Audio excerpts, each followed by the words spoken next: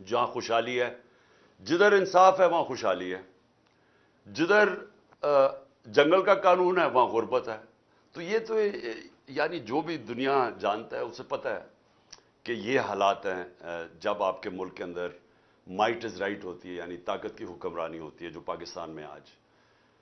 اس لیے کل کا دن بہت اہم تھا اس ملک کی تاریخ میں۔ اپنے ملک کی آئین کی حکمرانی، قانون کی بالادستی، اس کے لیے 4200 جگہ پہ لوگ نکلے، اور ساروں نے، پھر سے میں یہ کہتا ہوں کہ کسی شخصیت کے لیے نہیں نکلے۔ اگر انہوں نے چیف جسٹس کا نام لیا تو چیف جسٹس کا اس لیے نام لیا کیونکہ وہ آئین کے ساتھ کھڑے ہیں۔ آئین کہتا ہے 90 دن میں الیکشن ہونے چاہیے۔ سارے دنیا کے اندر ججز، پاکستان کے ججز، وکیل سب سمجھتے ہیں کہ 90 دن میں الیکشنز ہونے چاہیے۔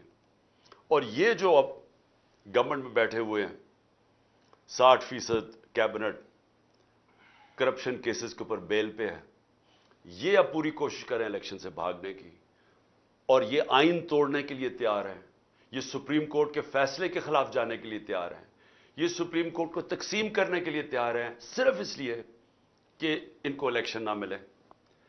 کھل کے سپریم کورٹ کو اٹیک کر رہے ہیں۔ ان کے لوگ کہہ رہے ہیں کہ جی اگر سپریم کورٹ نے فیصلہ کیا مانیں گے نہیں، یہ کھل کے کہہ رہے ہیں۔ تو میں یہ چاہتا ہوں کہ پہلے صرف یہ دیکھ لیں، اس کے بعد میں باقی بات کرتا ہوں کہ جب ان کو سپریم کورٹ کا فیصلہ پسند تھا تو ان کے لوگوں نے کیا سپریم کورٹ کے متعلق کیا سٹیٹمنٹس تھیں۔ ہمارے پاس اللہ کا کرم ہے، سوشل میڈیا ہے، یہ ساری چیزیں اب آپ کو پتہ چل جاتی ہیں کہ یہ پہلے کیا کہتے تھے، اب کیا کہتے ہیں۔ مجھے کہتے تھے کہ اگر آپ نے الیکشن کروانا ہے تو اپنی حکومتیں ڈیزالو کر دیں، حکومتیں ڈیزالو کی تو سارے الیکشن سے بھاگ گئے۔ اب کہتے ہیں کہ جی عمران خان انتشار پھیلا رہا ہے، آئین کے مطابق چل رہا ہے عمران خان، 90 دن میں الیکشن ہونے چاہیے۔ 2 ہماری حکومتیں ہم نے ڈیزالو کی، آپ سب نے کہا، آئین بھی کہتا تھا، ملک کا قانون کہتا تھا کہ 90 دن میں الیکشن ہو، 90 دن گزر گئے الیکشن نہیں ہو رہے۔ ہمیں کہہ رہے ہیں اکتوبر میں الیکشن ہوں گے۔ کس طرح اکتوبر میں؟ اس کا مطلب 70% پاکستان ڈس انفرینچائز ہے، یعنی ان کے الیکٹڈ نمائندے 70% پاکستان میں نہیں ہوں گے۔ ایک بددیانت دار الیکشن کمیشن نے شہباز شریف کی حکومت یہاں قائم کر دی جس کی کوئی قانونی اور آئینی کوئی جواز نہیں ہے، اور فضل الرحمان کی حکومت قائم کر دی ہے پختونخوا میں۔ اس لیے میں یہ سننا چاہتا ہوں، آپ کو سنانا چاہتا ہوں کہ کیا کہا انہوں نے جب ان کو سپریم کورٹ کا فیصلہ پسند تھا۔ واضح ہو گیا کہ جب ان کو ضرورت تھی تو ان کو سپریم کورٹ کی سینکٹیٹی، اس کے فیصلوں کی اہمیت کی سمجھ آ گیا کہ کیوں سپریم کورٹ کا فیصلہ ضروری ہے۔ اور اب جب کہ 15 کے 15 سپریم کورٹ کے جو ججز ہیں وہ ایک چیز پہ سب متفق ہیں کہ 90 دن کے اندر الیکشن ہونا چاہیے جب اسمبلیز ڈیزالو ہوں۔ تو اب یہ سارے مل کے کہ کیونکہ کہیں سپریم کورٹ فیصلہ نہ کر دے 90 دن اور الیکشنز ہو جائیں، وہ الیکشنز کے خوف کی وجہ سے یہ اس وقت یہ سب کچھ آپ تماشا دیکھ رہے ہیں۔ اور یہ اس لیے کیوں الیکشن سے بھاگے ہوئے مجھے آپ کو بتانے کی ضرورت نہیں ہے کہ 2 دن پہلے رپورٹ آئی، عوام کو تو پتہ ہے کہ جو میں باتیں کر رہا ہوں، بلومبرگ جو کہ ایک انٹرنیشنل، ایک دنیا کی معیشت کے اوپر ایک ایسا ریسپیکٹڈ رسالہ ہے جو ساری دنیا میں پڑھا جاتا ہے، وہ کہتا ہے کہ پاکستان کا آج حال سری لنکا سے برا ہو گیا ہے۔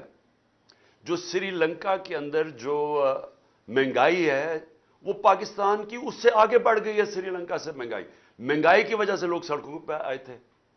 تو سری لنکا سے آج ہمارے حالات برے ہو گئے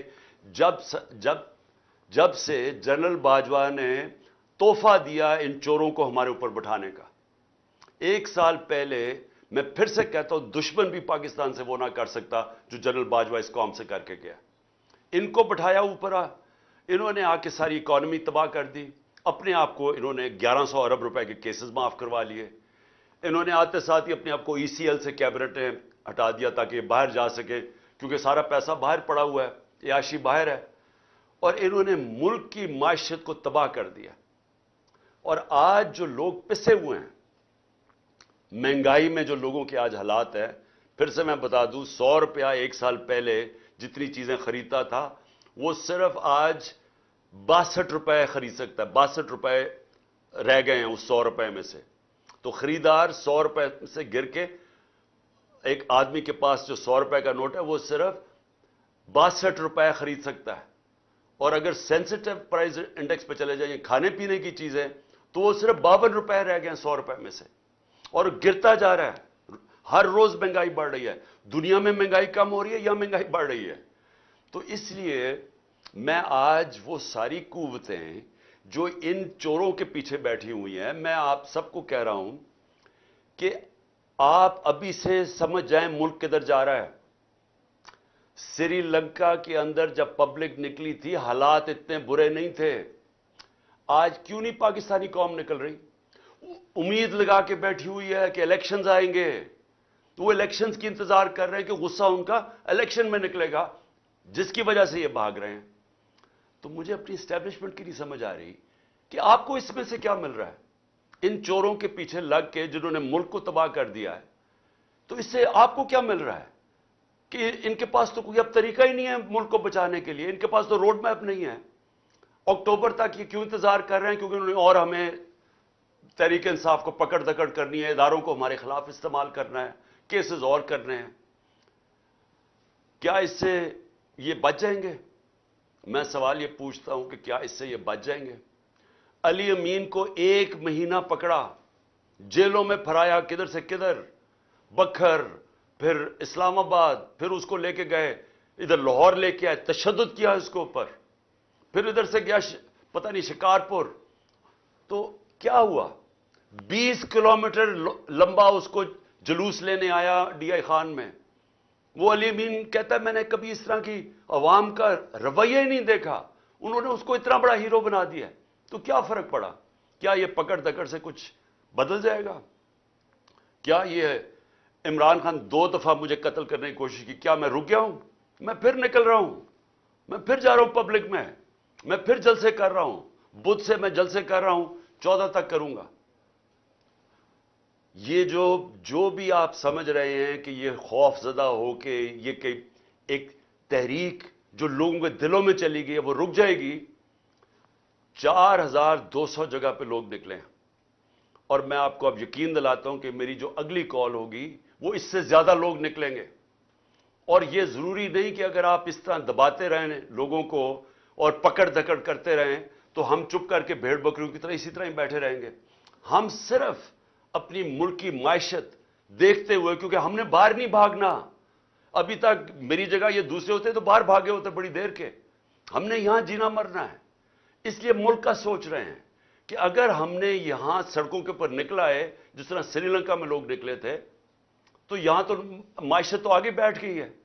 تو اس لیے میں سب کو آج کہہ رہا ہوں کہ یہ جو آپ ظلم کر رہے ہیں اور جو ہمارے کارکنوں کو پکڑ رہے ہیں, اس سے تحریک نہیں رکنے لگی, اس کو اور تیزی سے اوپر جا رہی ہے. لیکن اس سے ملک کو آپ تباہی کی طرف لے کے جا رہے ہیں. اور جو اسلام آباد میں ہوا, آپ یہ سوچیں کہ کیسے ہو سکتا ہے کہ پہلے ایک ہائی کورٹ جسٹس بابر ستار وہ اجازت دیتے ہیں کہ جی یہ فنڈامنٹل رائٹ ہے ہمارا ریلی نکالنے کا. وہ کہتا ہے فنڈامنٹل رائٹ ہے. رات کے 2 بجے پولیس کہتی ہے نہیں آپ نکال سکتے. کیوں نہیں نکال سکتے؟ اور کس چیز کے لیے ریلی نکال رہے ہیں؟ آئین کی, اپنے آئین کی بالادستی کے لیے ریلی نکال رہے ہیں. کوئی انتشار کے لیے نہیں نکال رہے, رول آف لا کے لیے ریلی نکال رہے ہیں. اجازت ہی دیتے, اور اجازت ہی نہیں صرف دیتے, وہاں آپ دیکھیں عورتیں وہ بیچاری کھڑی ہیں سائڈ پہ, ان کو پکڑ کے جیلوں میں ڈال رہے ہیں. ساری دنیا کے سامنے منہ کالا کروا رہے ہیں پاکستان کا. اور اس کے بعد ہمارے رات کو ورکرز کو پکڑنا شروع کر دیتے ہیں. 50-60 ورکر پکڑ لیے ہیں, سرگودا میں علیحدہ ورکر پکڑ رہے ہیں. تو کیا یہ اس سے ثابت کیا کر رہے ہیں آپ کہ وہ اسلام آباد کا جو آئی جی ہے وہ ایک جرائم پیشہ آدمی ہے؟ مجھے پتا ہے, میں نے اس کا کیس دیکھا ہوا ہے. سیف سٹی کے اندر وہ کرپشن کے اندر سزا ہونے لگی تھی اس کو. دوسرا جرائم پیشہ آدمی شہباز شریف جب پرائم منسٹر بنا, اس کو سزا ہونے والی تھی 24 ارب کے کیس میں. اس نے پہلی چیز اپنی طرح کے لوگوں کو اس کو لا کے وہاں بٹھا دیا. اور کیونکہ وہ وہ غلام ہے شہباز شریف کا. وہ پولیس والا نہیں ہے. پولیس کتاب پہ چلتی ہے, رول آف لا پہ چلتی ہے. پولیس کے قانون لکھے ہوئے ہیں کتاب میں کہ کیا کر سکتے ہیں کیا نہیں کر سکتے. لیکن یہ غلام ہے شہباز شریف کا, مجرم شہباز شریف کا, کیونکہ یہ اس کی وجہ سے بچا ہوا ہے جیل میں, لہٰذا اس کے گندے کام کرنے کے لیے تیار ہے. یہی آدمی ملوث تھا ڈرٹی ہیری کے ساتھ مجھے جوڈیشل کمیشن میں مروانے کے لیے. یہ اس کے اندر بھی شامل تھا. اس نے مل کے جو ہمارے اسلام آباد کی کوئی 500 ورکرز کو پکڑ چکا ہے, باری باری کبھی جیلوں میں ڈالتے ہیں, پکڑتے ہیں, لوگوں کے گھروں میں پولیس گھس جاتی ہے. یہ کون سی جمہوریت ہے؟ اور کیا ہوگا اس سے؟ کیا یہ جیت جائیں گے چور الیکشنز؟ میں اس لیے آج ساروں کو پیغام دینا چاہتا ہوں کہ یہ جو اگلی باری میں کال دوں گا وہ اس سے بہت بڑی کال ہوگی, اور یہ آپ جیل اور پکڑنے دکڑنے سے کوئی فرق نہیں پڑنے لگا. اور اگر ہم نے اپنے ملک کو اس دلدل سے نکالنا ہے, کوئی بھی کسی بیوقوف آدمی سے بھی پوچھ لیں کہ سوائے الیکشن کے اور دوسرا راستہ ہی کوئی نہیں ہے. دنیا کے سارے ماہرین یہ کہتے ہیں. پاکستان کے اندر کوئی بھی کسی بھی جو ماہر بھی نہیں ہے پالیٹکس کا, جو اکانومسٹ ہے, وہ بھی کہہ رہا ہے کہ جب تک آپ کی الیکشن نہیں ہوگی, پولیٹیکل سٹیبلٹی نہیں آئے گی, اور تب تک آپ کی معیشت اٹھ ہی نہیں سکتی. تو صرف عمران خان کو باہر رکھنے کے لیے ملک کو تباہی کی طرف لے جایا جا رہا ہے. یعنی یہ تاریخ معاف نہیں کرے گی کسی اس انسان کو جس نے جو یہ کر رہا ہے اس ملک کے ساتھ. اس سے بڑی غداری ملک سے ہو سکتی نہیں ہے جو آج ہو رہی ہے. میر جعفر چھوٹا نام ہے, میر جعفر چھوٹا نام ہے جس آدمی نے ہماری گورنمنٹ 1 سال پہلے گرائی, اور جدھر آج پاکستان کو پہنچایا, میر جعفر اس کے لیے چھوٹا نام ہے. دشمن نہیں کر سکتا. میں پھر کہتا ہوں, دشمن پاکستان کو اتنا نقصان نہیں پہنچائے گا جو وہ اس نے ہمارے اوپر پہنچایا. اس ملک کو سارے مل کے ہم اٹھا سکتے ہیں. یہ قوم اس ملک کو نکال سکتی ہے. کوئی باہر کی اب طاقت کوئی مدد کرنے کے لیے تیار نہیں ہے. دیکھ ہی لیا کہ ہندوستان میں کس طرح کی ذلت کا سامنا کرنا پڑا بلاول بھٹو کو. میں اس میں کوئی شک نہیں کہ اس نے بڑا غلط, کوئی ایٹیکیٹ نہیں تھی ان کے فارن منسٹر کو, کوئی تمیز نہیں تھی. کبھی اس طرح کسی آپ ملک میں کوئی مہمان آئے, کبھی آپ اس طرح نہیں کرتے, اس طرح کا رویہ نہیں کرتے. لیکن اس بیوقوف کو وہاں جانے کی کیا ضرورت تھی؟ اس نے وہاں جا کے کیا ان کو کنونس کر دینا تھا؟ یعنی آپ کا پاکستان کی جو پوزیشن ہے, کیا اس نے جا کے کوئی وہ کون سا مارکا مارنا تھا؟ اور وہ جو دوسرا چلا گیا وہاں لنڈن کے اندر جا تاج پوشی کے اوپر, کیا پاکستان کے پاس اتنا پیسہ ہے؟ ہمارا ملک برا حال ہے.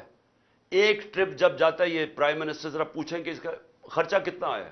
کم از کم $2-3 لاکھ اس نے خرچ کیا ہے, اور اس سے پوچھیں جو پرائیویٹ جہاز میں گیا گوا, اس نے کتنا پاکستان کا پیسہ خرچ کیا. ایک طرف ہمارے پاس فورن ایکسچینج نہیں ہے, دوسری طرف فضول بیرونی دورے پہ ہم چکر مار رہے ہیں, ذلیل اپنے آپ کو کروا رہے ہیں. وہ کس نے پوچھا تھا شہباز شریف کو؟ کون لینے آیا تھا اس کو ایئرپورٹ پہ؟ تو یہ اگر آپ نے اپنے آپ کو ذلیل کروانے جانا ہے تو کم از کم ملک کا پیسہ تو بچائے نا. اور اس لیے میں کہہ رہا ہوں کہ اس وقت ہمارے پاس کوئی دوسرا راستہ نہیں ہے سوائے الیکشنز کے. یہ سیٹ اپ, مصنوعی سیٹ اپ جو باجوہ لے کے آیا تھا, اس کو ہٹائیں, الیکشنز کروائیں, عوام کے اوپر چھوڑیں, فیصلہ کریں کہ عوام کون چاہتا ہے, کس کو چاہتا ہے. اور جس کو بھی عوام چاہتا ہے وہ آئے, 5 سال کا مینڈیٹ لے کے آئے, اس کے بعد ملک کے اندر اصلاحات کرے. وہ اصلاحات کرے جو کبھی یہ حکومت نہیں کر سکتی, اور وہی آ کے بجٹ دے, وہی آ کے اصلاحات کرے, اور وہی پاکستان کو اس دلدل سے نکالے جو کہ نکل سکتا ہے. میں نے 3.5 سال کی جو مجھے تجربہ ہوا, ہمارا بینکرپٹ تھا ملک, اور 3.5 سال کے بعد 17 سال میں بیسٹ اکنامک پرفارمنس تھی. کیونکہ ٹھیک ہو سکتا ہے ملک, لیکن اس کے لیے ایک بڑا پبلک مینڈیٹ چاہیے تاکہ ملک میں اصلاحات کر سکیں ہم. اور انشاءاللہ جب بھی اللہ نے موقع دیا, ہم نے پلان ایسا بنایا ہوا ہے, ایمرجنسی قسم کا پلان بنایا ہوا ہے, انشاءاللہ اس ملک کو ان سارے مشکل وقت سے نکالیں گے. شکریہ.